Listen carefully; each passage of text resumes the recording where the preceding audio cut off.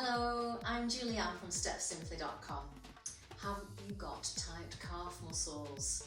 Maybe you've got a really tight calf muscle, maybe it's gone really hard and horrible, it's quite shouty, difficult to put your heel to the floor. You've probably pulled that muscle.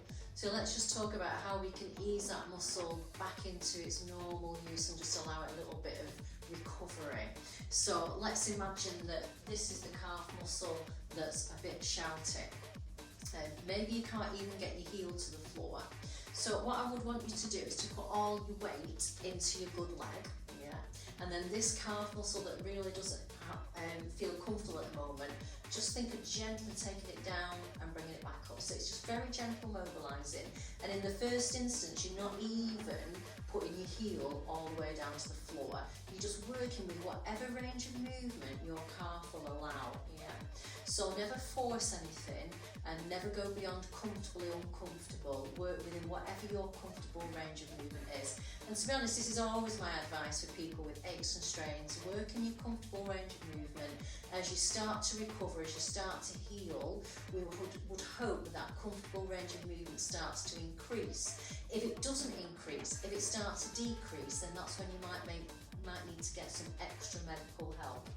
Once you get to the point where you can actually almost comfortably put your heel to the floor, then you might want to see then if you can ask that calf to do a little bit more.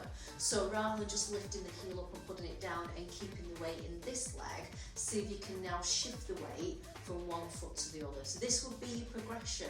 This might not happen first time round, You might have to do a few sessions, a few days of just doing the one leg, calf down, heel up, So now I'm just shifting from one heel to the other.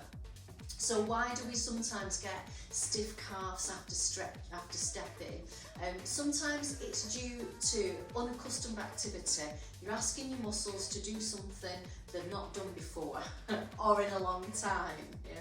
And unfortunately, if you have stepped a long time ago and then you come back to it, your brain has an idea of where you should be in terms of your skill, but actually your body's a little bit behind and needs a bit of catch-up time.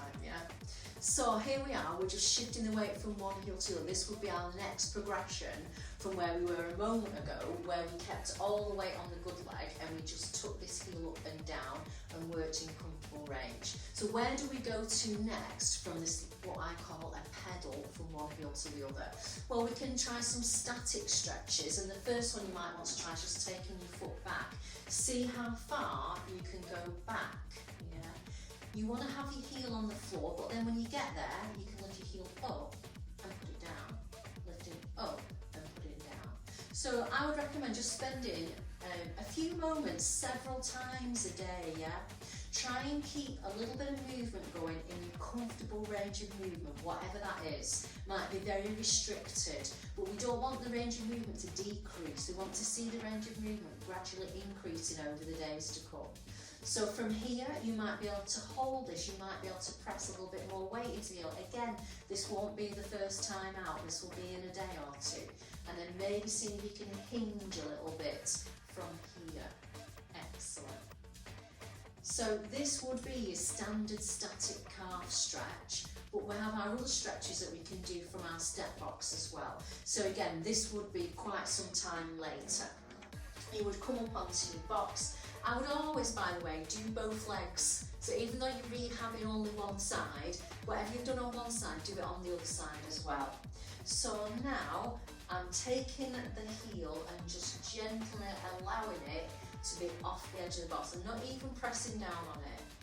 And then as time progresses, you might find you can eventually start to press this heel down and get an actual stretch. So this would be when you've pretty much reached the end of your rehab, Your calf's feeling pretty good. You just know that you just need to keep on top of keeping your calf supple, because if your calf is not supple, it's always going to struggle a little bit with step. Remember that you've got your standard heel down calf stretch, but then we can modify this by bending the knee. And what you could do here is go from this stretch to this stretch. With both knees bent, you get the deeper muscles in the calf, Gastrocnemius and soleus. So here we go, we're just moving from one to the other, a little bit of a movement stretch. Fantastic. Okay, so I'm going to leave it there, remembering that you're starting just by heel up and heel down, and you're not even allowing the heel to touch the floor. You're just working in your comfortable range. You do it on the other side, and then when you come to the pedals, then you don't have to do one side and the other, because you are doing one side and then the other. And then from the pedals we go into our static stretch, maybe a bit further, maybe a lean into it, and again you would do the other side as well, and then from here you bring it into your stretch from the top of your box. So this will be after quite some time. This will be at the end of your rehab by the time you get here. I really hope that helps you with rehabbing a calf that's a bit shouty, protecting yourself against getting calf strains, because who wants to find themselves unable to step, because we all love step, don't we? Thanks for watching, everyone. Hope to see you in a step class sometime soon. Check me out on YouTube, on my webpage stepsimply.com. Thanks you again. Goodbye.